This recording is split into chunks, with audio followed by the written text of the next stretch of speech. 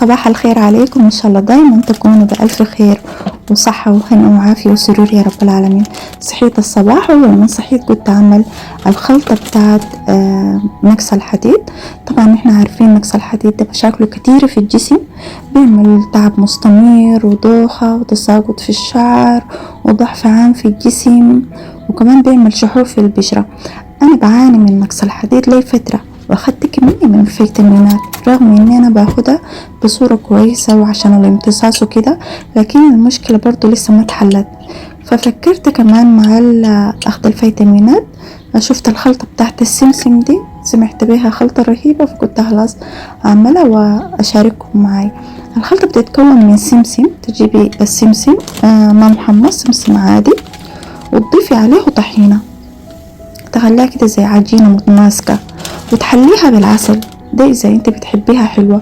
ولو بتحبيها من غير يعني تكون فيها حلاوة، تخليها بس طحينة وسمسم. جو رهيب شديد وبتعوض الجسم عن نقص الحديد مع الفيتامينات اللي بتاخديها، وطبعا الأكل الصحي، السبانخ والكبدة والحاجات اللي فيها الحديد. ولو فيكم واحدة جربت الوصفة دي أو أي وصفات طبيعية تانية لتعويض الحديد في الجسم فتقول لي، إن شاء الله نستفيد كلنا مع بعض. الوصفة طريقتها سهلة جدا ومكوناتها بسيطة، موجودة في كل بيت، بتساعد الجسم على دعم مستوى الحديد، فجربوها. طريقة الاستعمال بتاخدي منها معلقة خلال اليوم إذا كانت على الريق أو في الأوقات العادية.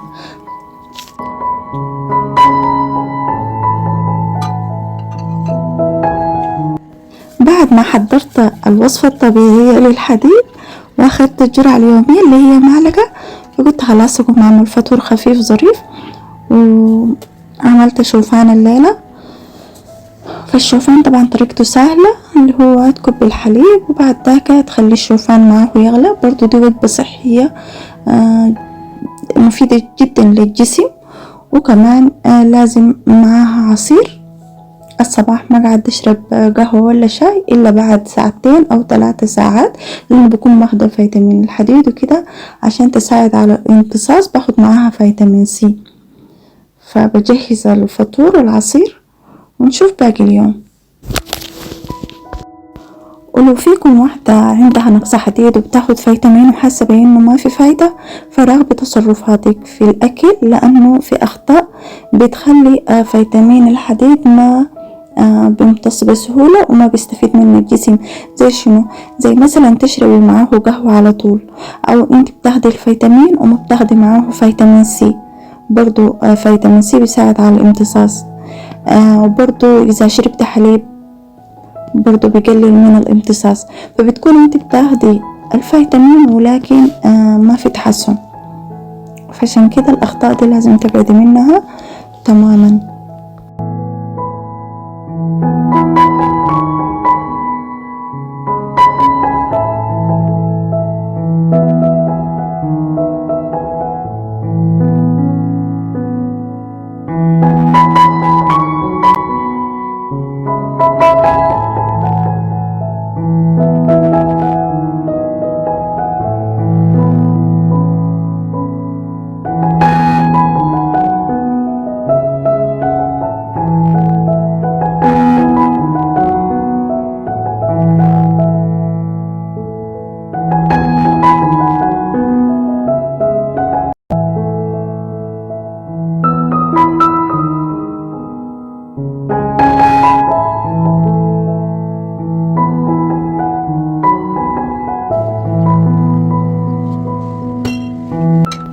هنا الشوفان خلاص أصبح جاهز. فحضيف معاه شوية من الفواكه، فبتكون وجبة كاملة ودسمة وكمان مشبع طول اليوم.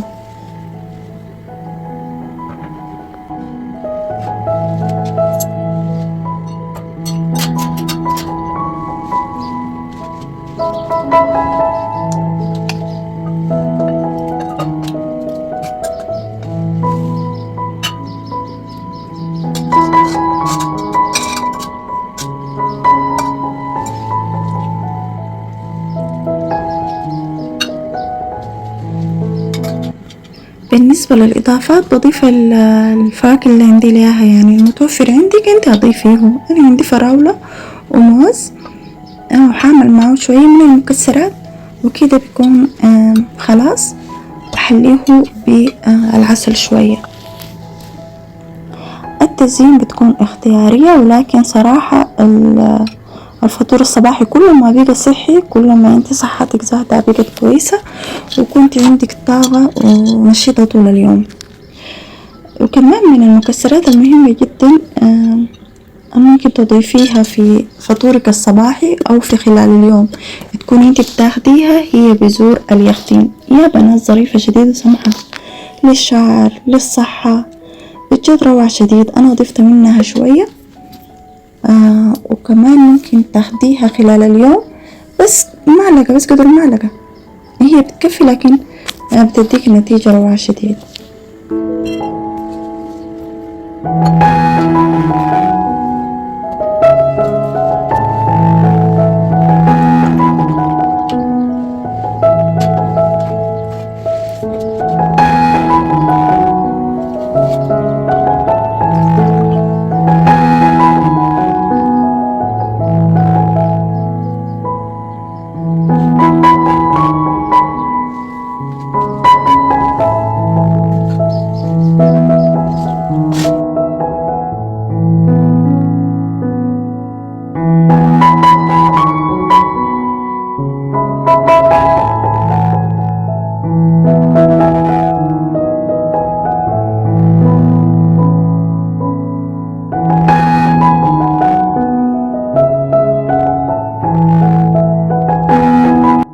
طبعا لازم نعالج التصاغط سببه نقص الحديد. نعالجه كيف؟ بالحلبة المستنبتة. الحلبة المستنبتة رهيبة رهيبة جدا جدا في انه ترجع لك شعرك بصورة سمحاء. انا نبت الحلبة لمدة 3 يوم ل4 ايام، فما شاء الله بقت بالطول ده، وإن شاء الله حنخلطها مع بعض ونعملها ماسك للشعر، لأنه الحلبة أساسا بتقلل التساقط للشعر، ولأنها هي غنية بالحديد والبروتين، وفي نفس الوقت بتحفز نمو الشعر، وتحتوي على مركبات طبيعية تساعد في تنشيط فروة الرأس، وفي نفس الوقت كمان بترطب الشعر بعمق وبتغويه. يعني يا بنات ما تكسلوا ماسك الحلبة المستنبتة. تمام، اخلطيها في الخلاطة او في الهاند بلندر بالطريقة اللي انتي بتريحك. شوفوا طبعا انا كنت عاملاها في مناديل ما شاء الله لسه رطبة، بضيف ليها شوية من الماء عشان تتخلط لي. تمام.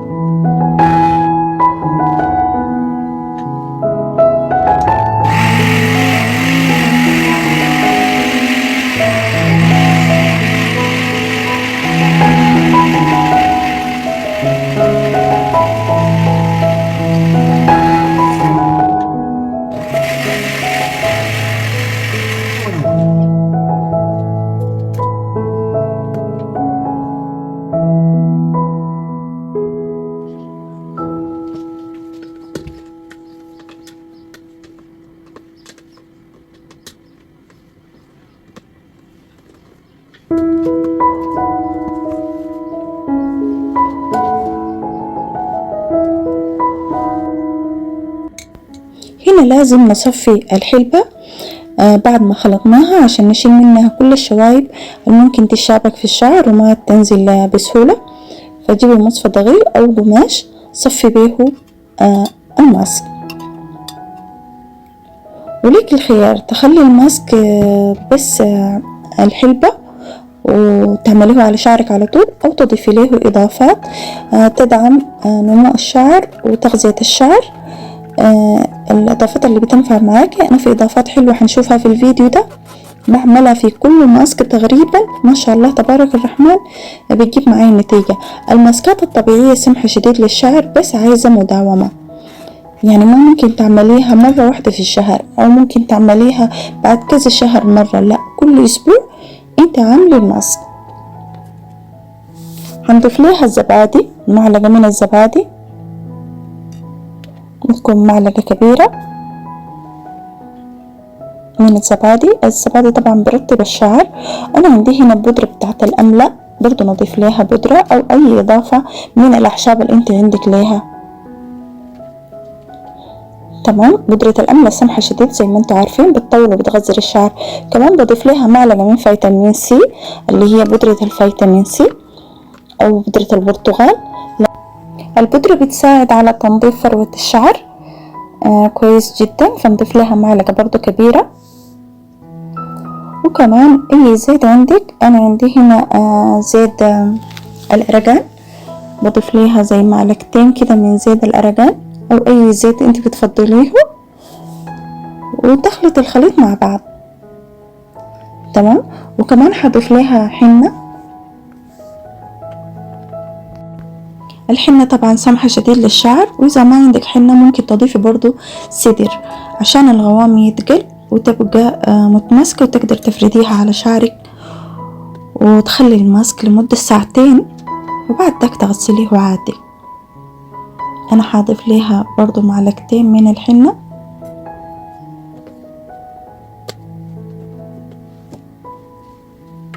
وكده الماسك بيكون جاهز.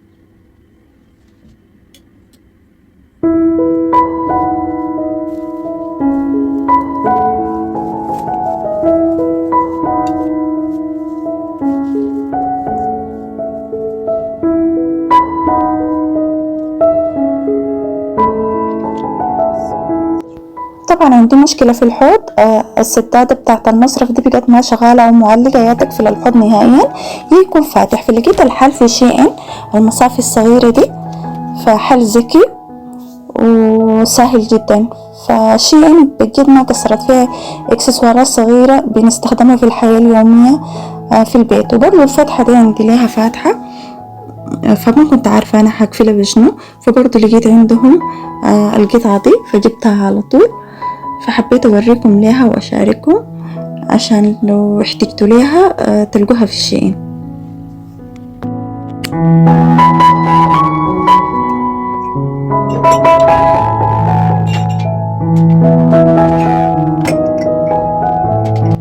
من العادات الجميلة والجيدة اللي نفعتني في ترتيب وتنظيم البيت ونظافته، هي كل يوم في الجدول اليومي بتاع النظافة بكون عندي ركن مكركب أو درج مكركب برتبه في اليوم. فكده بكون خلصت المطبخ كله، ومن غير ما أعمل إعلان بتاع طوارئ لكل المطبخ إني أنزله ونظفه وأغسل وكده. فكل يوم تمسكي جزء بسيط من المطبخ أفضل من تمسك المطبخ كامل. فدي عادة ساعدتني كتير كتير كتير كتير في ترتيب ونظافة المطبخ. فكنت خلاص أنظف درج الأكواب دي الليلة عندي ليه.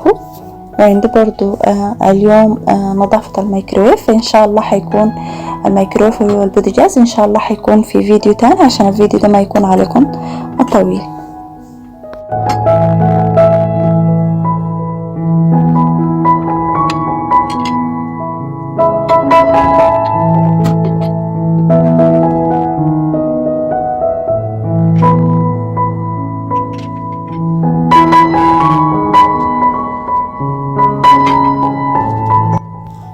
فلازم عشان كل حاجة تكون مرتبة ومنظمة لازم نعتمد روتين معروف، وأولوياتنا تكون محددة. يعني نكون عندنا جدول يومي وجدول أسبوعي وجدول شهري وجدول حتى كمان سنوي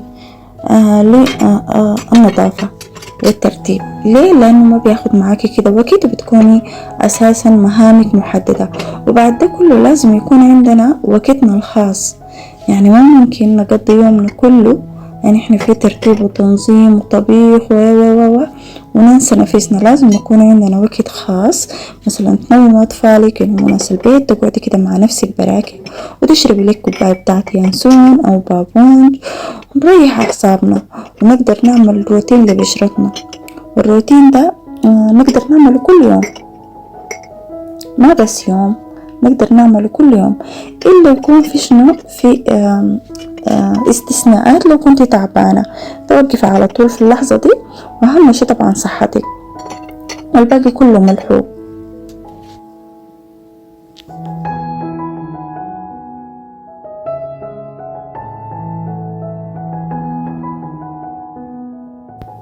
وبس كده، ده كان روتيني لليوم.